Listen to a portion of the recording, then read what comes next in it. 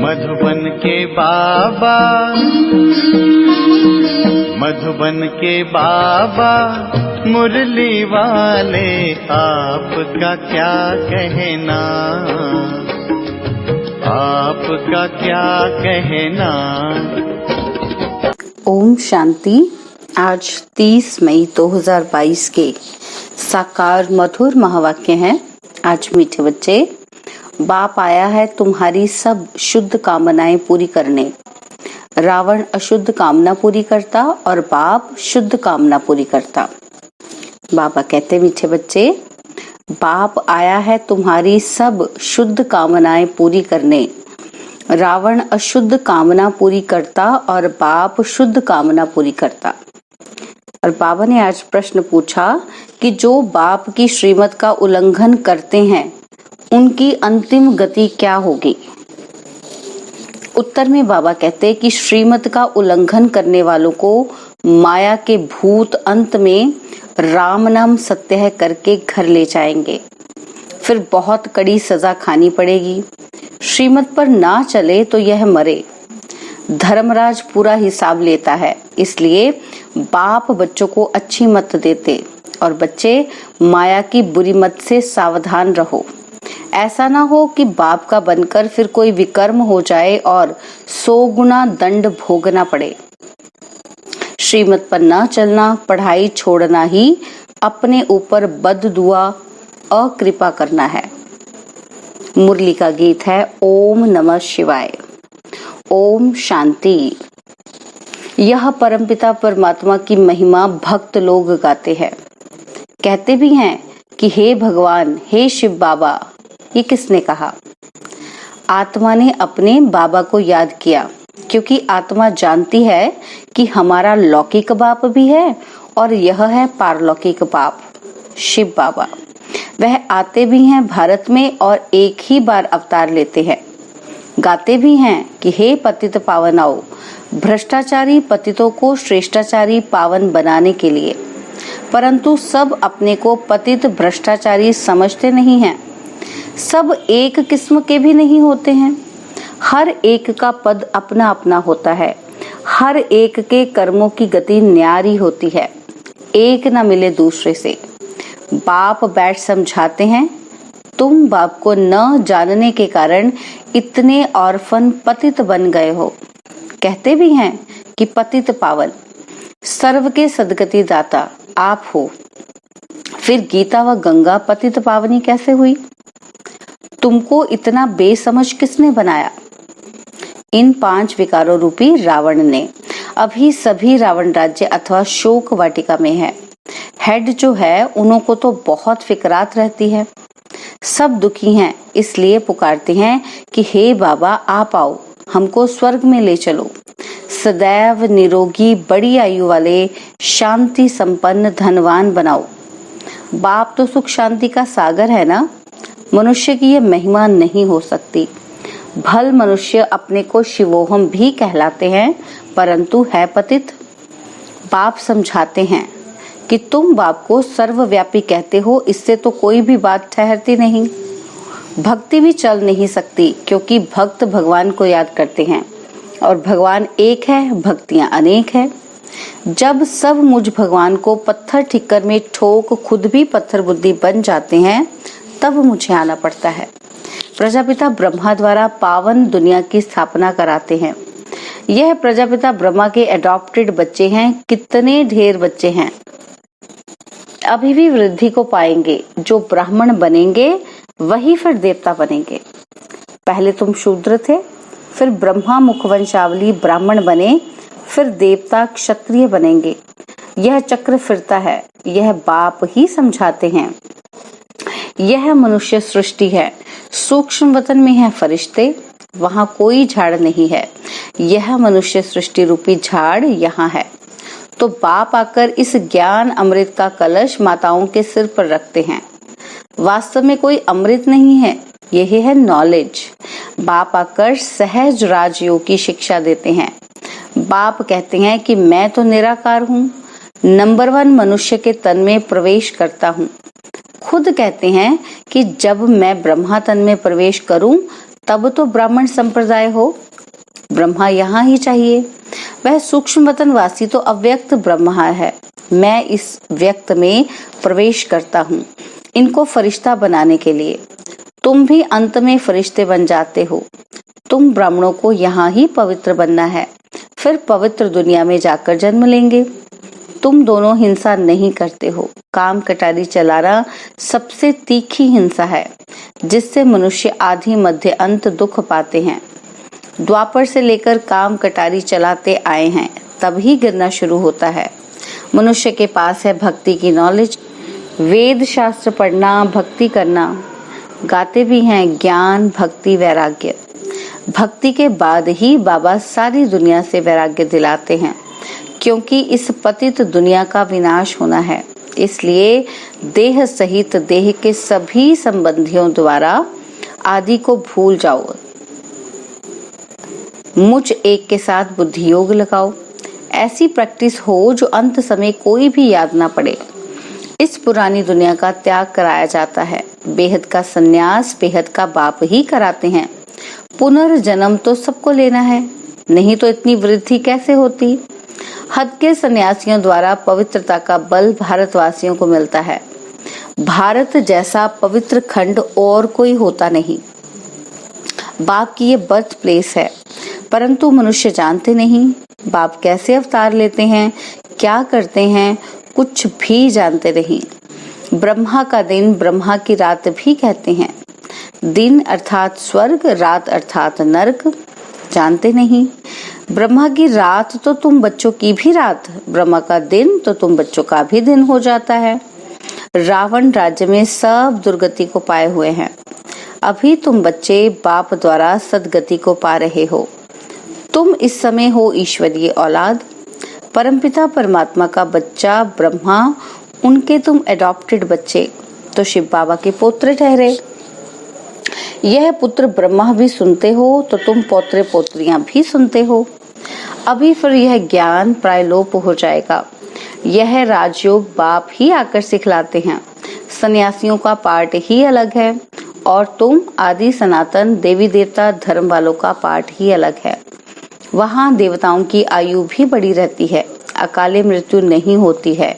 वहाँ देवताएं आत्म अभिमानी होते हैं, परमात्मा अभिमानी नहीं। फिर माया की प्रवेशता होने से देह अभिमानी बन जाते हैं। इस समय तुम आत्म अभिमानी भी हो तो परमात्मा अभिमानी भी हो। इस समय तुम जानते हो हम परमात्मा की संतान हैं। परमात्मा के ऑक्यूपेशन को जानते हैं, यह शुद्ध अभिमान हुआ।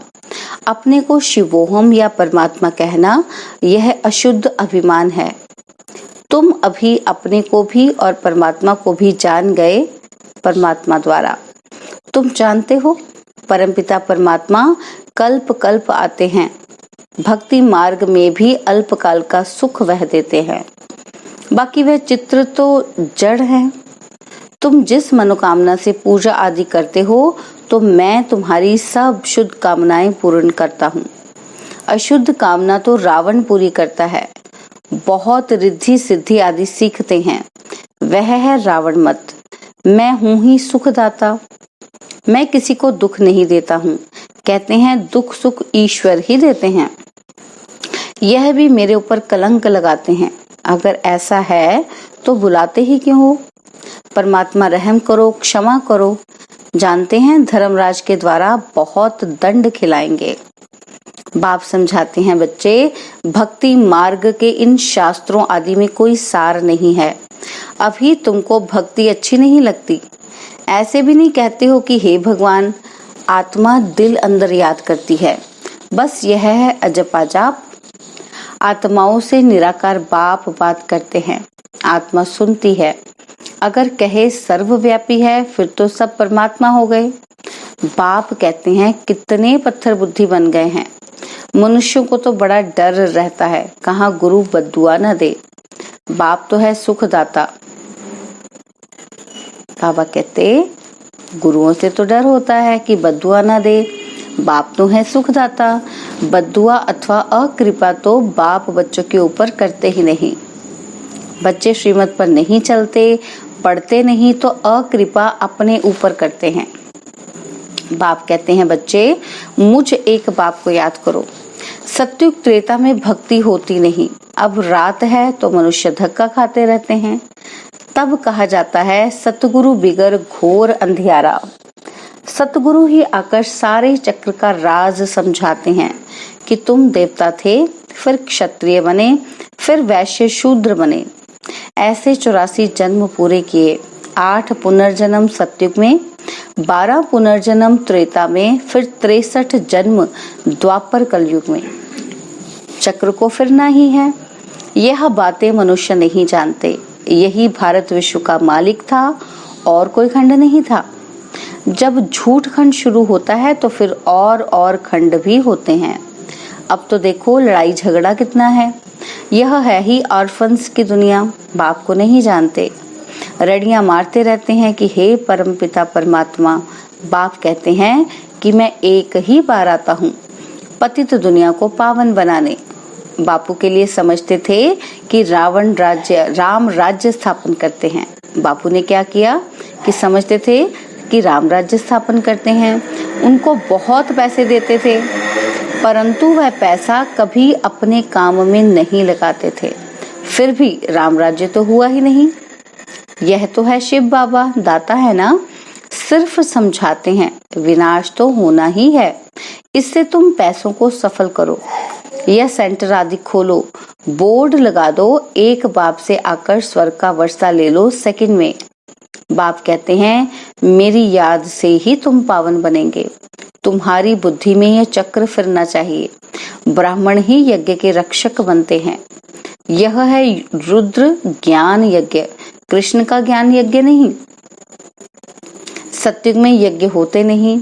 यह है ज्ञान यज्ञ, बाकी सब हैं भक्ति के यज्ञ। अनेक प्रकार के शास्त्र यज्ञ में रखते हैं, चोंचों का मुरब्बा बना देते हैं, उसको ज्ञान यज्ञ नहीं कहेंगे। बाबा कहते हैं मुझ रुद्र का ज्ञान यज्ञ रचा हुआ है। जो मेरी मत पर चलेंगे उनको बड़ा इनाम मिलेगा, विश्व की बादशाही। तुम बच्चों को मुक्ति, जीवन मुक्ति की सौगात देता हूँ। बाबा कहते हैं मनुष्यों की तो 84 लाख योनियां रखी और मुझे तो कण कण में डाल दिया है, फिर भी मैं पर उपकारी सेवाधारी हूँ। तुम रावण की मत पर मुझे गाली देते आए हो। यह भी ड्रामा बना हुआ है। अभी तुम बच्चों को कदम कदम श्रीमत पर चलना है। बाप अच्छी मत देंगे और माया बुरी मत देगी, इसलिए खबरदार रहना। मेरा बनकर फिर कोई भी कर्म किया तो 100 गुना दंड बढ़ जाएगा। योग बल से फिर शरीर भी पवित्र मिलेगा। सन्यासी लोग तो कह देते हैं कि आत्मा निर्लेप है, बाकी शरीर पतित है, इसलिए गंगा स्नान करते हैं। अरे आत्मा सच्चा सोना नहीं होगी तो जेवर सच्चे सोने का कैसे बनेगा। इस समय 5 तत्व भी तमो प्रधान है। यह तुम्हारी रूहानी गवर्नमेंट बड़े से बड़ी है, परंतु देखो तुमको सर्विस करने के लिए 3 पैर पृथ्वी के भी नहीं मिलते हैं, और फिर तुमको विश्व का मालिक बनाता हूँ।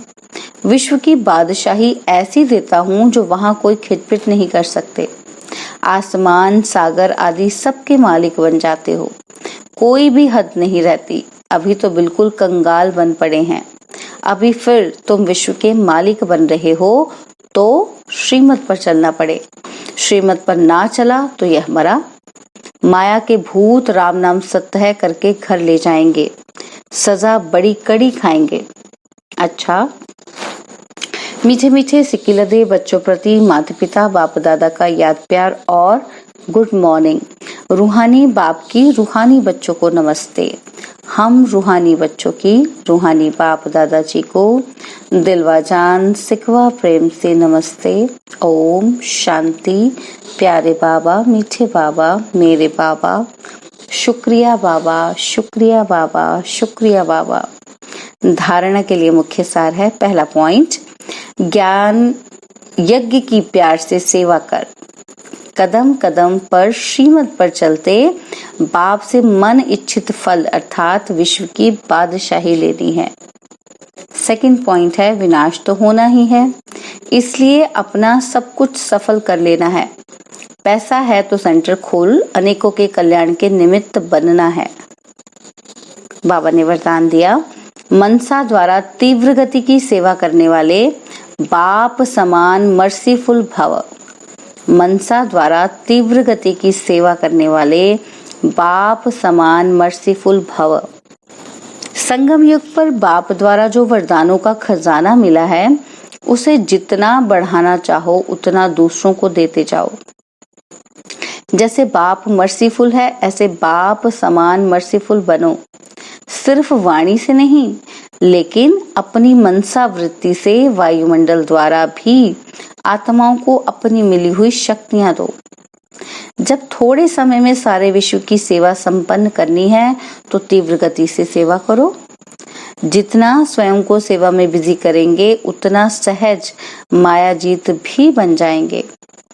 स्लोगन है, अपने संतुष्ट और खुशनुमा जीवन से हर कदम में सेवा करने वाले ही सच्चे सेवाधारी हैं।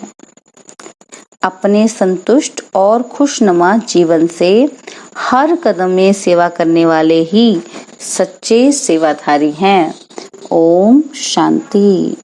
और अब यह एक बहुत अच्छी वीडियो भी जरूर देखें।